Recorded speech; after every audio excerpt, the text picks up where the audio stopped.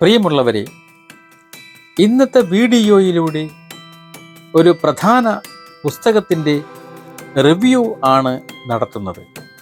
ഒരു പുനർവായനയ്ക്കുള്ള അവസരം കൂടി ഞാൻ ഇതിലൂടെ മുന്നോട്ട് വയ്ക്കുകയാണ്. അത് മറ്റാരുടെയുമല്ല, പൗലോ കൊയ്ലോയുടെ ആൽക്കെമിസ്റ്റ് എന്ന പുസ്തകമാണ്. സ്വപ്നങ്ങളുടെയും നിയോഗത്തിൻ്റെയും ഒരു ആസ്വാദനമാണ് ഈ പുസ്തകം നമ്മുടെ മുന്നിലേക്ക് വയ്ക്കുന്നത്. പൗലോ കൊയ്ലോയുടെ ആൽക്കെമിസ്റ്റ് എന്ന നോവൽ കേവലം ഒരു പുസ്തകത്തിനപ്പുറം ലോകമെമ്പാടുമുള്ള ദശലക്ഷക്കണക്കിന് വായനക്കാരുടെ ഹൃദയങ്ങളെ സ്പർശിച്ച ഒരു പ്രതിഭാസമാണ്. 80-ലധികം ഭാഷയിലേക്ക് വിവർത്തനം ചെയ്യപ്പെടുകയും 65 ദശലക്ഷത്തിലധികം കോപ്പികൾ വിറ്റഴിക്കുകയും ചെയ്ത ഈ കൃതി ഒരു ആധുനിക ക്ലാസിക് എന്ന നിലയിൽ അതിൻ്റെ സ്ഥാനം ഉറപ്പിച്ചു കഴിഞ്ഞു. Bill Clinton, will Smith, Madonna തുടങ്ങിയ പ്രമുഖർ പോലും ഇതിനെ പ്രശംസിച്ചിട്ടുണ്ട്. ലളിതമായ ആഖ്യാനത്തിലൂടെ ആഴത്തിലുള്ള ദാർശനിക ആശയങ്ങൾ പങ്കുവയ്ക്കുന്നു എന്നതാണ് ഈ നോവലിൻ്റെ പ്രധാന സവിശേഷത. സ്വപ്നങ്ങളെ പിന്തുടരുക, സ്വന്തം നിയോഗം കണ്ടെത്തുക എന്ന സന്ദേശമാണ് ആൽക്കെമിസ്റ്റ് പ്രധാനമായും നൽകുന്നത്. ഈ വീഡിയോ പൗലോ കൊയ്ലോയുടെ ആൽക്കെമിസ്റ്റ് എന്ന കൃതിയുടെ സവിശേഷതകളെ ആഴത്തിൽ പരിശോധിക്കുന്നു. നോവലിൻ്റെ ജീവചരിത്രമായ അടിത്തറ, സാന്റിയാഗോയുടെ പ്രതീകാത്മകമായ യാത്ര, സാർവത്രികമായ പ്രമേയങ്ങൾ, ദർശനങ്ങൾ, സാഹിത്യപരമായ ഉപകരണങ്ങളുടെ മികച്ച ഉപയോഗം, ആഗോളതലത്തിലുള്ള സ്വാധീനം എന്നിവയെല്ലാം ഇതിൽ വിശകലനം ചെയ്യപ്പെടും. ലോകമെമ്പാടുമുള്ള അന്വേഷകരെ ഈ പുസ്തകം ഇന്നും പ്രചോദിപ്പിക്കുന്നത് എന്തുകൊണ്ടാണെന്ന് ഇത് വെളിപ്പെടുത്തും. ലളിതമെന്ന് തോന്നുമെങ്കിലും ഈ നോവൽ ആഗോളതലത്തിൽ വലിയ സ്വീകാര്യത നേടിയത് ഒരു പ്രത്യേകതയാണ്. പുസ്തകത്തെ കാഴ്ചയിൽ ലളിതം എന്നും ആധുനിക നീതികഥ എന്നും ലളിതവും എന്നാൽ ശക്തവുമായ സന്ദേശമുള്ളത് എന്നും വിശേഷിപ്പിക്കപ്പെടുന്നു. എന്നിട്ടും ദശലക്ഷക്കണക്കിന് കോപ്പികൾ വിറ്റഴിക്കുകയും 80-ലധികം ഭാഷയിലേക്ക് വിവർത്തനം ചെയ്യപ്പെടുകയും ചെയ്തു എന്നത് ശ്രദ്ധേയമാണ്. ഇത് സൂചിപ്പിക്കുന്നത് അതിൻ്റെ ലാളിത്യം ഒരു ദൗർബല്യമല്ല, മറിച്ച് അതിൻ്റെ ഏറ്റവും വലിയ ശക്തിയാണ് എന്നാണ്. ഈ ലാളിത്യം എളുപ്പത്തിൽ മനസ്സിലാക്കാൻ കഴിയുന്നതും സാർവത്രികവുമാണ്. ഇത് വിവിധ സംസ്കാരങ്ങളിൽ നിന്നും പശ്ചാത്തലങ്ങളിൽ നിന്നുമുള്ള വായനക്കാരെ സാന്റിയാഗോയുമായും അവൻ്റെ യാത്രയുമായും എളുപ്പത്തിൽ താദാത്മ്യം പ്രാപിക്കാൻ സഹായിക്കുന്നു. സങ്കീർണമായ ദാർശനിക ആശയങ്ങൾ എളുപ്പത്തിൽ ഉൾക്കൊള്ളാൻ കഴിയുന്ന ഒരു ആഖ്യാന ശൈലിയിൽ അവതരിപ്പിക്കപ്പെടുന്നു. ഇത് സാഹിത്യവും സ്വയം സഹായ പുസ്തകങ്ങളും തമ്മിലുള്ള അതിർവരമ്പുകൾ മായ്ച്ചുകൊണ്ട് പ്രചോദനവും മാർഗനിർദ്ദേശവും തേടുന്ന വലിയൊരു വിഭാഗം വായനക്കാരിലേക്ക് എത്തുന്നു. ഈ വിശാലമായ സ്വീകാര്യതയാണ് അതിൻ്റെ വൻ വിജയത്തിനും ജീവിതം മാറ്റിമറിക്കുന്ന പുസ്തകം എന്ന ഖ്യാതിക്കും പിന്നിലെ ഒരു പ്രധാന കാരണം. ആൽക്കെമിസ്റ്റ് എന്ന നോവലിലെ പ്രമേയങ്ങളെ പൗലോ കൊയ്ലോയുടെ സ്വന്തം ജീവിതയാത്ര ആഴത്തിൽ സ്വാധീനിച്ചിട്ടുണ്ട്. 1947 ഓഗസ്റ്റ് 24 ബ്രസീലിലെ റിയോ ഡി ജനീറോയിൽ ജനിച്ച അദ്ദേഹം റോമൻ കത്തോലിക്ക പശ്ചാത്തലത്തിലെ പരമ്പരാഗത ചിട്ടകൾക്കെതിരെ ചെറുപ്പം മുതലേ കലാപം ഉയർത്തി. ഈ കലാപവും അദ്ദേഹത്തിൻ്റെ മാതാപിതാക്കൾക്ക് അദ്ദേഹത്തിൻ്റെ മാനസിക നിലയെക്കുറിച്ചുള്ള ആശങ്കകളും കാരണം പലതവണ അദ്ദേഹത്തെ താൽക്കാലികമായി മാനസികാരോഗ്യ കേന്ദ്രങ്ങളിൽ പ്രവേശിപ്പിക്കേണ്ടി വന്നു. ചെറുപ്പകാലത്തെ ഈ അനുഭവങ്ങൾ അദ്ദേഹത്തിൻ്റെ പിൽക്കാല കൃതികളായ വെറോണിക്ക ഡിസൈഡഡ് ടു ഡൈ പോലുള്ള നോവലുകളിൽ പ്രതിഫലിക്കുന്നുണ്ട്. നിയമ പഠനം ഉപേക്ഷിച്ച് 60കളിലും 70കളിലും ലോകം ചുറ്റി സഞ്ചരിച്ച ഒരു ഹിപ്പിയായി അദ്ദേഹം ജീവിതം നയിച്ചു. ഈ കാലഘട്ടത്തിൽ അദ്ദേഹം പ്രതിസംസ്കാര പ്രസ്ഥാനങ്ങളിൽ മുഴുകുകയും പ്രശസ്ത ബ്രസീലിയൻ ഗായകനായ റൗൾ ഷെയ്സാസിനൊപ്പം പോപ്പ് റോക്ക് ഗാനങ്ങൾക്ക് വരികൾ എഴുതുകയും ചെയ്തു. ഈ പാരമ്പര്യമല്ലാതെ ജീവിതത്തിൽ സാന്റിയാഗോ തൻ്റെ ആട്ടിടയ ജീവിതം ഉപേക്ഷിച്ച് യാത്ര പുറപ്പെടുന്നതിന് സമാനമാണ്. കൊയ്ലോയുടെ എഴുത്തു ജീവിതത്തിലെ ഒരു വഴിത്തിരിവ് 1982 സ്പെയിനിലെ കാമിയോ ഡി സാന്റിയാഗോ വഴിയുള്ള അദ്ദേഹത്തിൻ്റെ യാത്രയായിരുന്നു. മധ്യകാലഘട്ടത്തിലെ ഒരു പ്രധാന ക്രിസ്ത്യൻ തീർത്ഥാടന മാർഗമായ ഈ യാത്ര അദ്ദേഹത്തിന് ഒരു ആത്മീയ ഉണർവ് നൽകി. ഈ അനുഭവം അദ്ദേഹത്തിൻ്റെ ആദ്യ പുസ്തകമായ ദി പിൽഗ്രിമേജ് എഴുതുന്നതിന് പ്രചോദനമായി. സ്വന്തം കണ്ടെത്തലിൻ്റെയും കത്തോലിക്ക വിശ്വാസത്തോടുമുള്ള താല്പര്യത്തിൻ്റെയും ഈ യാത്ര ആൽക്കെമിസ്റ്റിലെ ആത്മീയ അന്വേഷണത്തിന് നേരിട്ട് രൂപം നൽകി. സാന്റിയാഗോയെ പോലെ കൊയ്ലോയും തൻ്റെ എഴുത്തു ജീവിതത്തിൽ നിരവധി തിരിച്ചടികൾ നേരിട്ടു. അദ്ദേഹത്തിൻ്റെ ആദ്യകാല പുസ്തകങ്ങൾക്ക് മികച്ച പ്രതികരണം ലഭിച്ചില്ല. എന്നാൽ വെല്ലുവിളികളെ അതിജീവിച്ച് ഒരു എഴുത്തുകാരനാകാനുള്ള അദ്ദേഹത്തിൻ്റെ നിശ്ചയദാർഢ്യം സാന്റിയാഗോയുടെ വ്യക്തിപരമായ നിയോഗം പിന്തുടരുന്നതിനുള്ള സ്ഥിരോത്സാഹത്തെ പ്രതിഫലിപ്പിക്കുന്നു. സ്വന്തം പുസ്തകങ്ങൾ ഇന്റർനെറ്റിൽ സൗജന്യമായി പങ്കുവയ്ക്കാനുള്ള അദ്ദേഹത്തിൻ്റെ സന്നദ്ധത ചിലപ്പോൾ സ്വന്തം പുസ്തകങ്ങളുടെ പൈറേറ്റഡ് പതിപ്പുകൾ പോലും പ്രചരിച്ചു. ഇത് പരമ്പരാഗത വാണിജ്യ അതിരുകൾക്കപ്പുറം തൻ്റെ സന്ദേശം വലിയ പ്രേക്ഷകരിലേക്ക് എത്തിക്കുന്നതിനുള്ള അദ്ദേഹത്തിൻ്റെ താല്പര്യം വ്യക്തമാക്കുന്നു. ഇത് പുസ്തകത്തിൻ്റെ സാർവത്രിക സന്ദേശവുമായി യോജിക്കുന്നു. പൗലോ കൊയ്ലോയുടെ പ്രക്ഷുബ്ധതയും അസാധാരണവുമായ ജീവിതകഥ, കലാപം, മാനസികാരോഗ്യ കേന്ദ്രങ്ങളിലെ വാസം, ഒരു ആത്മീയ ഉണർവ് എന്നിവയെല്ലാം ആൽക്കെമിസ്റ്റിലെ വ്യക്തിപരമായ നിയോഗം, സ്ഥിരോത്സാഹം, ആത്മീയ അന്വേഷണം തുടങ്ങിയ പ്രധാന പ്രമേയങ്ങൾക്ക് അടിസ്ഥാനമായി വർത്തിക്കുന്നു. ഈ ജീവിതാനുഭവം നോവലിന് ആഴത്തിലുള്ള ആധികാരികത നൽകുന്നു. കൊയ്ലോയുടെ സ്വന്തം ജീവിതം വ്യക്തിപരമായ നിയോഗം എന്ന ആശയത്തിൻ്റെ പ്രാഥമിക ഉദാഹരണവും പ്രതീകവുമാണ്. അദ്ദേഹത്തിൻ്റെ പോരാട്ടങ്ങളും എഴുത്തുകാരനാകാനുള്ള അദ്ദേഹത്തിൻ്റെ സ്വപ്നം പിന്തുടർന്ന് നേടിയ വിജയവും നോവലിൽ അദ്ദേഹം മുന്നോട്ട് വയ്ക്കുന്ന തത്വചിന്തയ്ക്ക് അടിസ്ഥാനപരമായ തെളിവോ പ്രചോദനമോ ആയി വർത്തിക്കുന്നു. ഈ പുസ്തകം അദ്ദേഹത്തിൻ്റെ സ്വന്തം ആത്മാന്വേഷണത്തിൻ്റെ ഒരു പ്രതീകാത്മക പ്രതിഫലനമായി മാറുന്നു. ഇത് സന്ദേശത്തെ ആഴത്തിൽ ആധികാരികവും വായനക്കാർക്ക് ഹൃദയസ്പർശിയുമാക്കുന്നു. ഈ വ്യക്തിപരമായ യാത്ര സാർവത്രികമായ ജ്ഞാനമായി രൂപാന്തരപ്പെടുന്നു. ഒരു ലോഹം സ്വർണമായി മാറുന്ന രസതന്ത്രം പോലെ. ആൽക്കെമിസ്റ്റ് എന്ന നോവൽ സാന്റിയാഗോ എന്ന ആട്ടിടയൻ ബാലന്റെ യാത്ര പിന്തുടരുന്നു.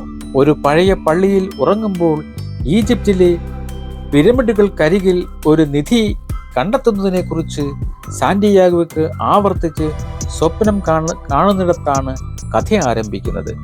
ഈ സ്വപ്നം അവൻ്റെ വ്യക്തിപരമായ നിയോഗത്തിലേക്കുള്ള ആദ്യത്തെ ശകുനമോ വിളിയോ ആയി വർത്തിക്കുന്നു. അവൻ ഒരു ജിപ്സി ഭാഗ്യം പറയുന്ന സ്ത്രീയെ സമീപിക്കുന്നു.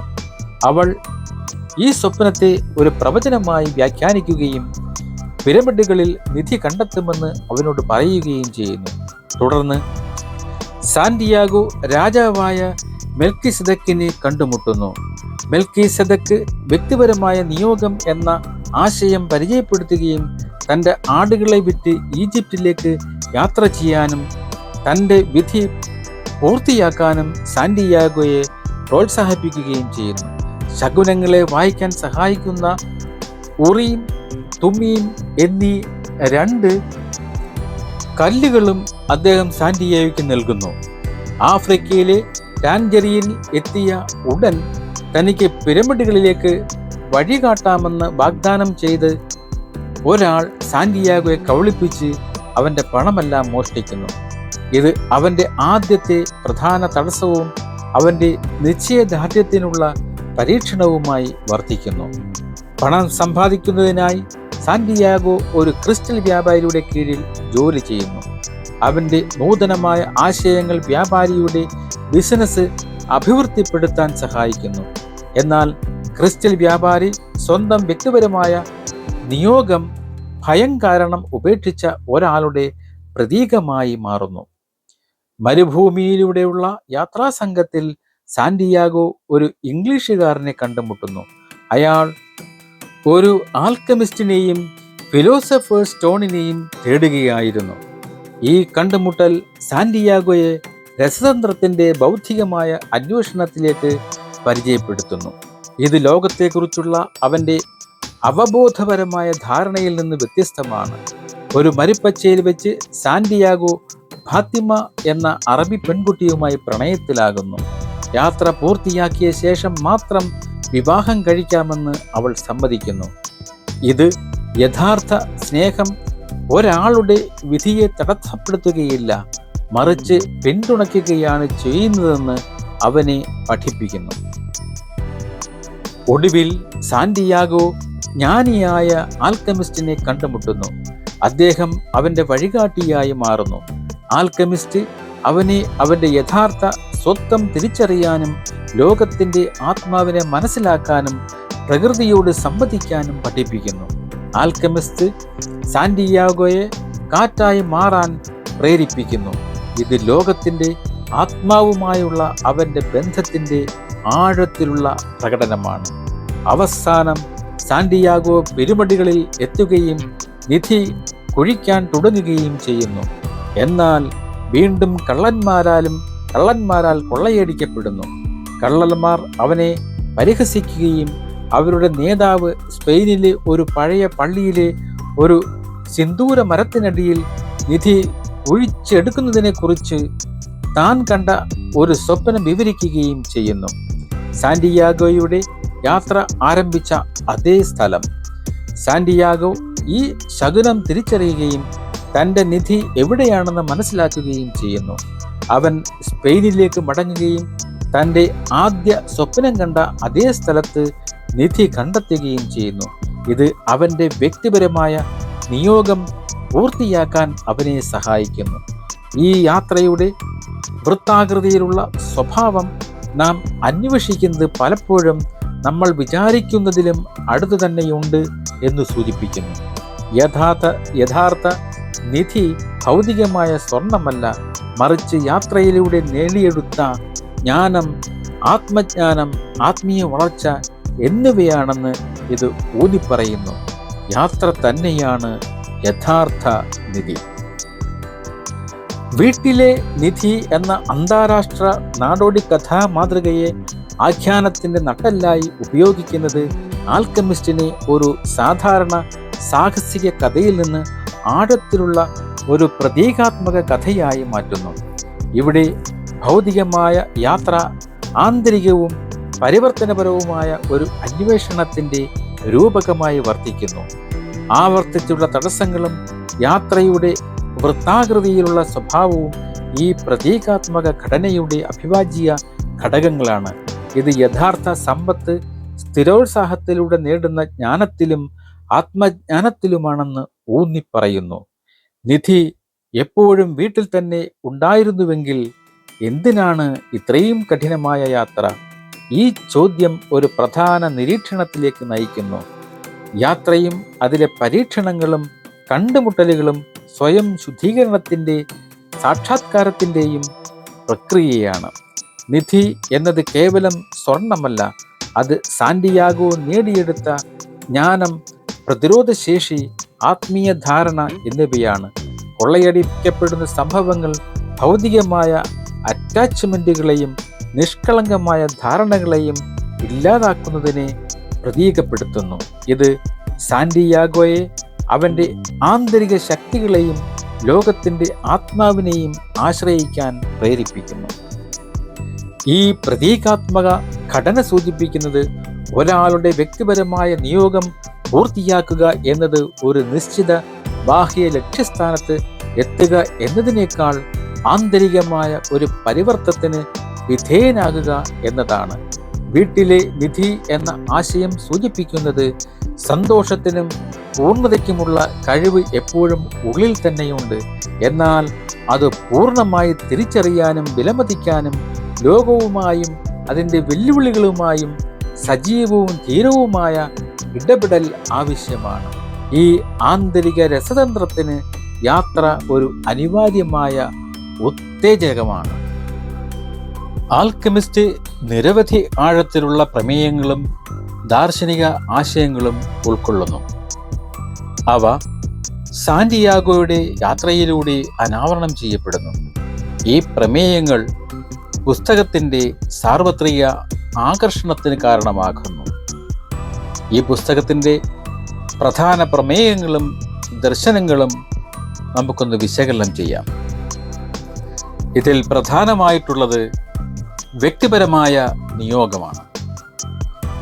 അതായത് നോവലിൻ്റെ കാതലായ പ്രമേയങ്ങളിലൊന്ന് ഒരാളുടെ വ്യക്തിപരമായ നിയോഗം പിന്തുടരുക എന്നതാണ്. ഓരോ വ്യക്തിക്കും അത്യധികം അല്ലെങ്കിൽ ഓരോ വ്യക്തിക്കും ആത്യന്തിക ലക്ഷ്യമോ വിളിയോ ഉണ്ട്. അത് പൂർത്തിയാകുമ്പോഴാണ് യഥാർത്ഥ സന്തോഷവും പൂർണ്ണതയും നേടാൻ കഴിയുന്നത്. ഇത് ദൈവം നിങ്ങൾക്കായി ഈ ഭൂമിയിൽ തെരഞ്ഞെടുത്ത പാതയാണ്. സാന്റിയാഗോയുടെ ആട്ടിടയൻ എന്ന നിലയിലുള്ള ജീവിതത്തിൽ നിന്ന് ഈജിപ്തിലെ നിധി തേടിയുള്ള യാത്ര ഈ നിയോഗത്തിൻ്റെ പ്രതീകാത്മകമായ ചിത്രീകരണമാണ്. കൊയ്ലോ സ്വപ്നങ്ങളെയും ഈ യാത്രയിലെ വഴികാട്ടികളായി അവതരിപ്പിക്കുന്നു. ഒരാൾ തൻ്റെ സ്വപ്നങ്ങളെ പിന്തുടരേണ്ടതിൻ്റെ പ്രാധാന്യം കൊയ്ലോ ഊന്നിപ്പറയുന്നു. വഴിയിൽ നേരിടുന്ന തടസ്സങ്ങൾ പരിഗണിക്കാതെ തന്നെ നിങ്ങൾക്ക് എന്തെങ്കിലും ശരിക്കും വേണമെങ്കിൽ അത് നേടാൻ പ്രപഞ്ചം മുഴുവൻ ഗൂഢാലോചന നടത്തും എന്ന നോവലിലെ പ്രശസ്തമായ ഉദ്ധരണി ഈ ആശയത്തെ ഉൾക്കൊള്ളുന്നു. ഇത് സൂചിപ്പിക്കുന്നത് ഒരാൾ തൻ്റെ വ്യക്തിപരമായ നിയോഗം സാക്ഷാത്കരിക്കാൻ പ്രതിജ്ഞാബദ്ധനാണെങ്കിൽ പ്രപഞ്ചം അവനെ പിന്തുണയ്ക്കും എന്നാണ്.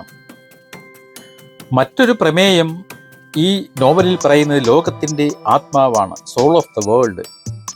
പ്രപഞ്ചത്തിലെ എല്ലാ കാര്യങ്ങളും പരസ്പരം ബന്ധിക്കപ്പെട്ടിരിക്കുന്നു എന്ന ആശയമാണ് ലോകത്തിൻ്റെ ആത്മാവ് എന്ന പ്രമേയം. എല്ലാ കാര്യങ്ങളും ഒന്നിൻ്റെ മാത്രം പ്രകടനമാണ് എന്ന സാർവത്രിക സത്യം ഇത് അവതരിപ്പിക്കുന്നു. സാന്റിയാഗോ തൻ്റെ യാത്രയിൽ ഈ ആത്മാവുമായി സംവദിക്കാൻ പഠിക്കുന്നു. ഇത് അവൻ്റെ ആത്മീയ വളർച്ചയുടെ ഒരു പ്രധാന ഭാഗമാണ്. ഈ ആശയം പ്രപഞ്ചത്തിലെ ഓരോ ഘടകത്തിനും ഒരു വ്യക്തിപരമായ നിയോഗം ഉണ്ടെന്നും അത് പൂർത്തിയാകുമ്പോൾ ലോകത്തിൻ്റെ ആത്മാവിന് ഗുണകരമാകുമെന്നും സൂചിപ്പിക്കുന്നു. അടുത്ത പ്രമേയമാണ് ഈ നോവലിൽ പറയുന്ന അടുത്ത പ്രമേയമാണ് മക്തൂബ്, അതായത് എഴുതപ്പെട്ടത്. എഴുതപ്പെട്ടത് എന്ന അർത്ഥം വരുന്ന അറബി പദമാണ് മക്തൂബ്. ഇത് വിധി എന്ന് അയഞ്ഞ അർത്ഥത്തിൽ വ്യാഖ്യാനിക്കാം. ചില കാര്യങ്ങൾ സംഭവിക്കാൻ ഉള്ളതാണ് എന്ന ഉറച്ച വിശ്വാസത്തെ ഈ പദം പ്രതിനിധീകരിക്കുന്നു. എന്നിരുന്നാലും നോവലിൽ മക്തൂബ് എന്ന ആശയം വ്യക്തിയുടെ സ്വതന്ത്രമായ ഇച്ഛാശക്തി വിരുദ്ധമായി അവതരിപ്പിക്കുന്നില്ല. മറിച്ച് ഇത് തീരുമാനമെടുക്കുന്നതിൻ്റെയും അപകട സാധ്യതകൾ ഏറ്റെടുക്കുന്നതിൻ്റെയും ഉത്കണ്ഠയിൽ നിന്ന് കഥാപാത്രങ്ങളെ മോചിപ്പിക്കുന്നു. വ്യക്തിപരമായ നിയോഗം അല്ലെങ്കിൽ വ്യക്തിഗത ലക്ഷ്യം എന്ന ആശയവും മക്തൂബ് അല്ലെങ്കിൽ എഴുതപ്പെട്ടത് വിധി എന്ന ആശയവും തമ്മിൽ ഒരു വൈരുദ്ധ്യം ഉണ്ടെന്നും ആദ്യം തോന്നിയേക്കാം. എന്നാൽ നോവൽ ഇവ പരസ്പരം വിരുദ്ധമല്ലെന്ന് വ്യക്തമാക്കുന്നു. മക്തൂബ് എന്നത് വിധിയെക്കുറിച്ചുള്ള നിഷ്ക്രിയമായ ഒരു ധാരണയല്ല, മറിച്ച് ഒരാൾ തൻ്റെ വ്യക്തിപരമായ നിയോഗവുമായി യോജിക്കുമ്പോൾ പ്രപഞ്ചം അവനെ പിന്തുണയ്ക്കും എന്ന ഉറപ്പാണ്. നിങ്ങൾക്ക് എന്തെങ്കിലും ശരിക്കും വേണമെങ്കിൽ അത് നേടാൻ പ്രപഞ്ചം മുഴുവൻ ഗൂഢാലോചന നടത്തും. സജീവമായ പരിശ്രമം അല്ലെങ്കിൽ സ്വതന്ത്ര ഇച്ഛാശക്തി എഴുതപ്പെട്ട പാതയെ അല്ലെങ്കിൽ വിധിയെ തുറന്നു വിടുന്നു എന്ന ഒരു കാരണബന്ധം ഇവിടെ കാണാം. ഇത് വിധിയെ ഒരു കർശനമായ അവസാനമായി കാണാതെ ഇടപെടൽ ആവശ്യമായ ഒരു ചലനാത്മക പ്രക്രിയയായി പുനർനിർവചിക്കുന്നു. ഭയത്തെ അതിജീവിക്കൽ എന്നത് മറ്റൊരു പ്രമേയമാണ്. ഭയം പലപ്പോഴും യഥാർത്ഥ തടസ്സങ്ങളെക്കാൾ വലിയ പ്രതിബന്ധമാണെന്ന് നോവൽ പഠിപ്പിക്കുന്നു. നിങ്ങളുടെ ഹൃദയത്തോട് പറയുക, കഷ്ടപ്പാടിനെക്കുറിച്ചുള്ള ഭയം കഷ്ടപ്പാടിനേക്കാൾ മോശമാണ് എന്ന് അൽക്കെമിസ്റ്റ് സാന്റിയാഗോയോട് പറയുന്നു. സാന്റിയാഗോ തൻ്റെ യാത്രയിൽ നിരവധി തവണ ഭയത്തെ അതിജീവിക്കേണ്ടി വരുന്നു. മറ്റൊന്നാണ് പരിവർത്തനം. ഈ നോവലിലെ ഒരു പ്രമേയമാണ് പരിവർത്തനം എന്നത്. സാന്റിയാഗോയുടെ യാത്രയുടെ കാതലായ ഭാഗം അവൻ്റെ പരിവർത്തനമാണ്. ഒരു നിഷ്കളങ്കനായ ആട്ടിടയനിൽ നിന്ന് ശകുനങ്ങളെ വായിക്കാനും ലോകത്തിൻ്റെ ആത്മാവുമായി സംവദിക്കാനും കഴിവുള്ള ഒരു ജ്ഞാനിയായ ആൽക്കെമിസ്റ്റായി അവൻ മാറുന്നു. രസതന്ത്രം എന്നത് ലോഹങ്ങളെ സ്വർണമാക്കി മാറ്റുന്നതിനെക്കുറിച്ചുള്ള കേവലം ഒരു ഭൗതിക പ്രക്രിയയല്ല, മറിച്ച് ആത്മാവിൻ്റെയും സ്വത്വത്തിൻ്റെയും അല്ലെങ്കിൽ സ്വാതന്ത്ര്യത്തിൻ്റെയും പരിവർത്തനത്തെ പ്രതീകപ്പെടുത്തുന്നു. ഈ പരിവർത്തന പ്രമേയം സാന്റിയാഗോയ്ക്ക് മാത്രമല്ല, പുസ്തകം വായിക്കുന്ന ഓരോ വ്യക്തിക്കും സ്വയം മെച്ചപ്പെടുത്താനുള്ള സാധ്യതയെക്കുറിച്ച് സംസാരിക്കുന്നു. ഇതിലെ മറ്റു പ്രമേയങ്ങൾ എന്ന് പറയുന്നത് സ്വപ്നങ്ങളാണെന്ന്. സാന്റിയാഗോയുടെ യാത്രയുടെ അടിസ്ഥാനം അവൻ്റെ സ്വപ്നങ്ങളാണ്. അവ യാത്രയിലെ വഴികാട്ടികളായി വർത്തിക്കുന്നു. മറ്റൊന്ന് ക്ഷമയാണ്. നോവലിൻ്റെ അവസാനം വരെ സാന്റിയാഗോ പൂർണ്ണമായി പഠിക്കാത്ത ഒരു പാഠമാണ് ക്ഷമ. ലളിതമായ കാര്യങ്ങളിലെ ജ്ഞാനം. മണൽത്തിരി പോലുള്ള ലളിതമായ കാര്യങ്ങളിൽ പോലും ആഴത്തിലുള്ള സത്യങ്ങൾ കണ്ടെത്താൻ കഴിയുന്ന ആശയം. പിന്നെ ഒരു കാര്യം എന്ന് പറയുന്നത് വർത്തമാന നിമിഷമാണ്. ഭൂതകാലത്തിൽ ഒഴുകാതെയും ഭാവിയെക്കുറിച്ച് ഉത്കണ്ഠപ്പെടാതെയും വർത്തമാന നിമിഷത്തിൽ ജീവിക്കേണ്ടത് പ്രാധാന്യം ഇതിലെ ഒരു പ്രമേയമാണ്. പിന്നെ പ്രതീക്ഷയും വിശ്വാസവും. പ്രത്യാശ, വിശ്വാസം, ശക്തി, പോരാട്ടം, പോസിറ്റീവ് ചിന്ത, ആദരവ് തുടങ്ങിയ മൂല്യങ്ങൾ ശുഭാപ്തി വിശ്വാസത്തെ പ്രതിഫലിപ്പിക്കുന്നു. വ്യക്തിപരമായ നിയോഗം എന്ന ആശയവും മക്തൂബ് എന്ന ആശയവും തമ്മിലുള്ള പരസ്പര ബന്ധം ഒരു പ്രധാന ദാർശനിക നിരീക്ഷണമാണ്. ഇത് കേവലം നിഷ്ക്രിയമായ വിധിയല്ല, മറിച്ച് പ്രപഞ്ചം സഹായിക്കാൻ ഗൂഢാലോചന നടത്തുന്ന ഒരു മുൻകൂട്ടി നിശ്ചയിച്ച പാതയുടെ സജീവവും ധീരവുമായ പിന്തുടരലാണ്. ഇത് വ്യക്തിഗത ഇച്ഛാശക്തിയും സാർവത്രിക രൂപകൽപ്പനയും തമ്മിലുള്ള ചലനാത്മക ബന്ധത്തെ സൂചിപ്പിക്കുന്നു. ഭയത്തെ അതിജീവിക്കുക, പരിവർത്തനം എന്നിവയിലേക്കുള്ള ഊന്നൽ സാന്റിയാഗോ തൻ്റെ വ്യക്തിപരമായ നിയോഗവുമായും ലോകത്തിൻ്റെ ആത്മാവുമായും എങ്ങനെ യോജിക്കുന്നു എന്നതിൻ്റെ സംവിധാനങ്ങളാണ്. ഈ പുസ്തകം ജീവിതത്തിലെ വെല്ലുവിളികളെ നേരിടുന്നതിനുള്ള ഒരു ആത്മീയ ചട്ടക്കൂട് നൽകുന്നു.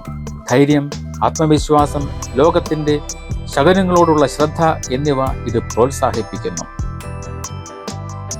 ഈ നോവലിന് സാഹിത്യപരമായ പല വൈദഗ്ധ്യങ്ങളും ഉണ്ട്. അതിന് ശൈലിയും പ്രതീകാത്മകതയും രൂപകവും ഒക്കെയാണ്. ആൽക്കെമിസ്റ്റ് അതിൻ്റെ സാഹിത്യപരമായ വൈദഗ്ധ്യത്തിന് പേരുകേട്ടതാണ്, പ്രത്യേകിച്ച് അതിൻ്റെ ആഖ്യാന ശൈലി, പ്രതീകാത്മകത, രൂപക സ്വഭാവം എന്നിവയിൽ. ഈ നോവലിൽ ഒരു ആധുനിക നീതികഥയും ദാർശനിക കഥയും രൂപകൽപ്പന ചെയ്തിരിക്കുന്നു.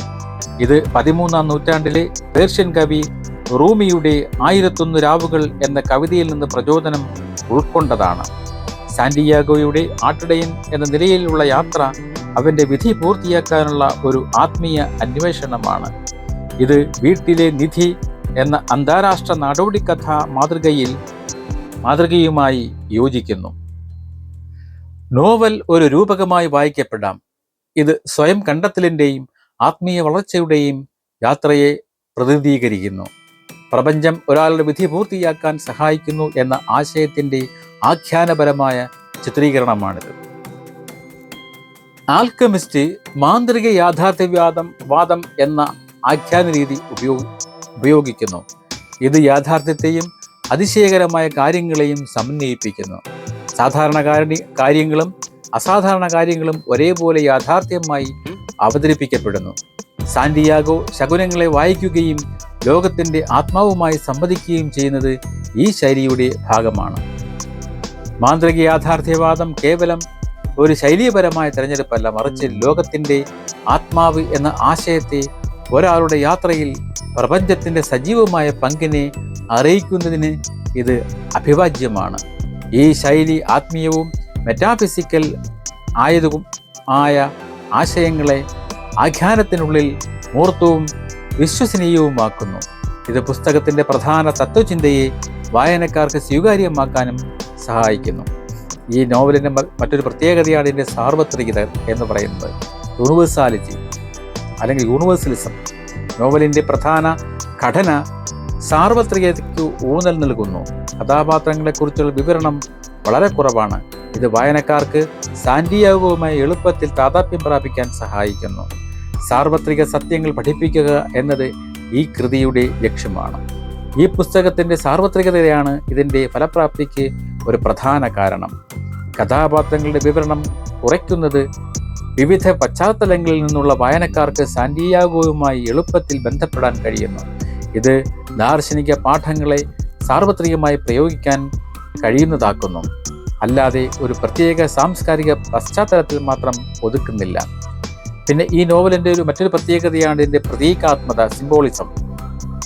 ആൽക്കമിസ്റ്റ് സമ്പന്നമായ പ്രതീകാത്മകതയാൽ നിറഞ്ഞു നിൽക്കുന്നു. ഇത് കഥയുടെ ആഴവും പ്രമേയപരമായ പ്രാധാന്യവും വർദ്ധിപ്പിക്കുകയാണ് ചെയ്യുന്നത്. ഇതിൻ്റെ പ്രതീകാത്മകതയിൽ പ്രധാനമായിട്ടുള്ളത് മരുഭൂമിയാണ്. അതായത് ജീവിതത്തിലെ വെല്ലുവിളികളെയും പരീക്ഷണങ്ങളെയും ഇത് പ്രതിനിധീകരിക്കുന്നു. മരുഭൂമി എന്നത് ഇത് ദുർബലതയുടെയും ശൂന്യതയുടെയും സ്ഥലമാണെങ്കിലും സ്വപ്നം കാണാൻ പ്രേരിപ്പിക്കുകയാണ്. പിന്നെ മറ്റൊന്ന് മരുപ്പച്ചയാണ്. അതായത് സ്നേഹം, ജീവിതം, ഗാർഹികത എന്നിവയെ പ്രതീകപ്പെടുത്തുന്നു. മരുഭൂമിയുടെ വരണ്ട അവസ്ഥയ്ക്ക് ഒരു വിപരീതമായി ഇത് വർദ്ധിക്കുന്നു.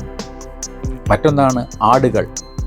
സാന്റിയാഗോ ഉപേക്ഷിക്കുന്ന സുഖകരമായ ജീവിതത്തെയും മാറ്റമില്ലാത്ത അവസ്ഥയും ഈ ആടുകൾ പ്രതീകപ്പെടുത്തുന്നു. ഉറീം തുമീം എന്ന രണ്ട് കല്ലുകളുടെ കഥ. മെൽക്കി സെദക് സാന്റിയാഗോയ്ക്ക് നൽകുന്ന അതെ അല്ലെങ്കിൽ ഇല്ല എന്ന കല്ലുകൾ, അതായത് ഉറീം തുമീം കല്ലുകൾ തീരുമാനമെടുക്കുന്നതിൽ ഒരാൾക്ക് നിയന്ത്രണത്തിൻ്റെ പ്രതീകാത്മകത ഓർമ്മപ്പെടുത്തുകയായി ഇവ വർത്തിക്കുന്നു. പിന്നെ മറ്റൊന്ന്, ഇതിൻ്റെ പ്രതീകാത്മകതയിൽ മറ്റൊന്നാണ് രസതന്ത്രം. ലോഹങ്ങളെ സ്വർണ്ണമാക്കി മാറ്റുന്ന ഭൗതിക പ്രക്രിയയ്ക്കപ്പുറം ആത്മാവിൻ്റെ പരിവർത്തനത്തെ പ്രതീകപ്പെടുത്തുന്നു. മെച്ചപ്പെടുത്താനുള്ള അന്വേഷണം തന്നെ എല്ലാറ്റിനെയും ചുമതലപ്പെടുത്തുന്നു, അല്ലെങ്കിൽ എല്ലാറ്റിനെയും മെച്ചപ്പെടുത്തുന്നു എന്ന ആശയം ഇതിൽ ഉൾക്കൊള്ളുന്നു. ആൽക്കെമിസ്റ്റ് അത്യാഗ്രഹത്താൽ പ്രചോദിതനല്ല, മറിച്ച് സ്വയം ശുദ്ധീകരിക്കാൻ ആഗ്രഹിക്കുകയാണ് ചെയ്യുന്നത്. സിന്ദൂരമരം അല്ലെങ്കിൽ തകർന്ന പള്ളി, ഇതിൻ്റെ പ്രത്യേകത അല്ലെങ്കിൽ ഈ പ്രതീകാത്മകതയുടെ പ്രത്യേകത എന്ന് പറയുന്നത് യാത്ര ആരംഭിക്കുന്ന സ്ഥലവും നിധി കണ്ടെത്തുന്ന സ്ഥലവും ആണ്. അതായത് യാത്രയുടെ വൃത്താകൃതിയിലുള്ള സ്വഭാവത്തെ ഇത് ഊന്നിപ്പറയുന്നു. മറ്റൊരു പ്രതീകമാണ് ശകുനങ്ങളും അടയാളങ്ങളും. പ്രപഞ്ചം ഒരാളുടെ പാതയിൽ നിൽക്കുന്ന അടയാളങ്ങളെയും മാർഗനിർദ്ദേശങ്ങളെയും പ്രതിനിധീകരിക്കുന്നു. ലോകത്തിൻ്റെ ആത്മാവിനെ മനസ്സിലാക്കാൻ സഹായിക്കുന്ന ഒരു പ്രിസം ആയി ഇവ വർത്തിക്കുന്നു. ഇതിലെ കഥാപാത്രങ്ങളുടെ ആദ്യ രൂപങ്ങളെക്കുറിച്ച് ആണ് ഒന്ന് നോക്കേണ്ടത്.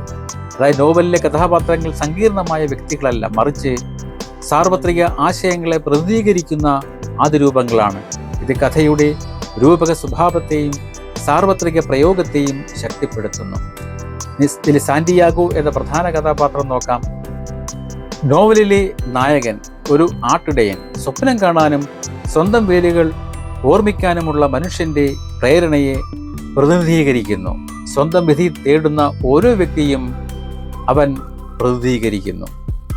മറ്റൊന്നാണ് മെൽക്കിസെദക്, അതായത് സാലം രാജാവെന്ന് പറയുന്ന വ്യക്തി. വ്യക്തിപരമായ നിയോഗം, ലോകത്തിൻ്റെ ആത്മാവ്, തുടക്കക്കാരൻ്റെ ഭാഗ്യം തുടങ്ങിയ ആശയങ്ങൾ സാന്റിയാഗോയ്ക്ക് പരിചയപ്പെടുത്തുന്നു. ഒരു ബൈബിൾ കഥാപാത്രത്തെ ഓർമ്മിപ്പിക്കുന്ന ഈ രൂപം സാന്റിയാഗോയെ ഒരു ആത്മീയ അന്വേഷകനാക്കി മാറ്റുന്നു. മറ്റൊരു കഥാപാത്രമാണ് ക്രിസ്റ്റൽ വ്യാപാരി. സാന്റിയാഗോയ്ക്ക് ഒരു വിപരീത കഥാപാത്രമായി വർത്തിക്കുന്നു. ഭയം കാരണം സ്വന്തം സ്വപ്നങ്ങൾ ഉപേക്ഷിച്ചവരെ പ്രതിനിധീകരിക്കുന്നു. മറ്റൊന്നാണ് ഫാത്തിമ. മറ്റൊരു കഥാപാത്രമാണ് ഫാത്തിമ. യഥാർത്ഥ സ്നേഹത്തെ പ്രതിനിധീകരിക്കുകയാണ് ഇവിടെ ചെയ്യുന്നത്.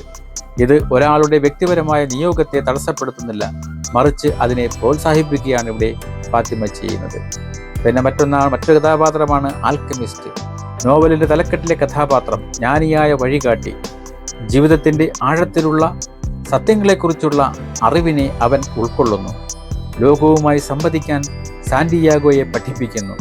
ലോകത്തിൻ്റെ ആത്മാവുമായി ബന്ധപ്പെട്ടിരിക്കുന്നു. മറ്റൊരു കഥാപാത്രമാണ് ഇംഗ്ലീഷുകാരൻ.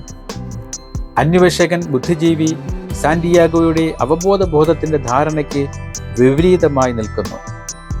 നോവലിൻ്റെ ഫലപ്രാപ്തി അതിൻ്റെ സാർവത്രിക ആദിരൂപങ്ങളുടെയും പ്രതീകാത്മകതകളുടെയും ബോധപൂർവമായ ഉപയോഗത്തിലാണ്. ഇത് വിവിധ സംസ്കാരങ്ങളിലും കാലങ്ങളിലും വായനക്കാർക്ക് കഥയുമായി ബന്ധപ്പെടാൻ കഴിയുന്നു.